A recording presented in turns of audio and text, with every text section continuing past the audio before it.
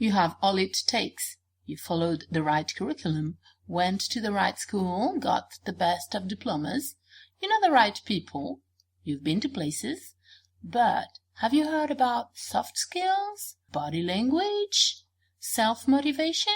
This is now brought to you by Epicenteg Radio France. The importance of oral communication cannot be overstretched because today, more than ever, we need that power to communicate effectively.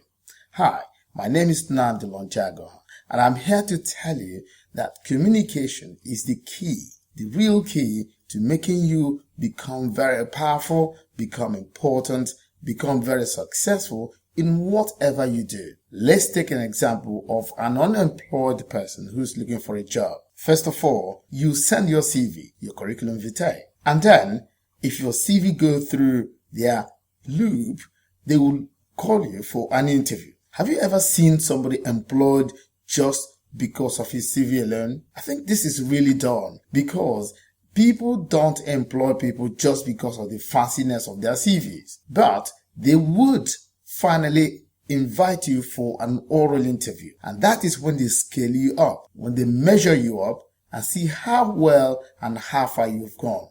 They want to compare your CV and what you say. That is where oral communication will come to play. That is where you have to show them that you have studied something and you are able to defend it, or you are able to describe it, or to tell them exactly what you can do and how you can do it. You see the importance of oral communication. There's nothing you can do about it without learning how to do it. You cannot wing your way through that. You have to learn how to speak effectively. The best way to do it is by attending training programs.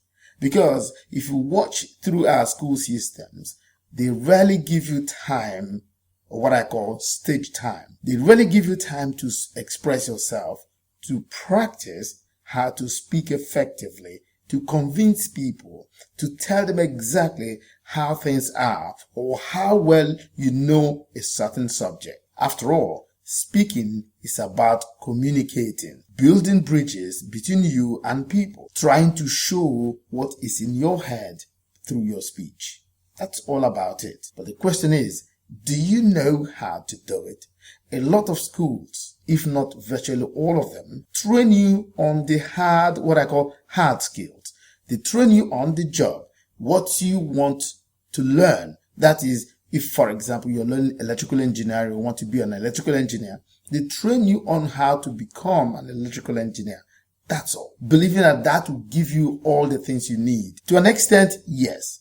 But they forget that you will still have to take your electrical engineering certificate to look for a job. And that job, you have to go for an interview. Somebody has to interview you. Somebody has to interview you for that job. And it is how well you speak that will give you the job, not because of your certificate. It is how well you present yourself, how well you can tell them how competent you are, what you know, how well you know it. These are the real things that will give you the job, not necessarily your certificate. I always tell people that certificates will bring you to the company or maybe open the door for you.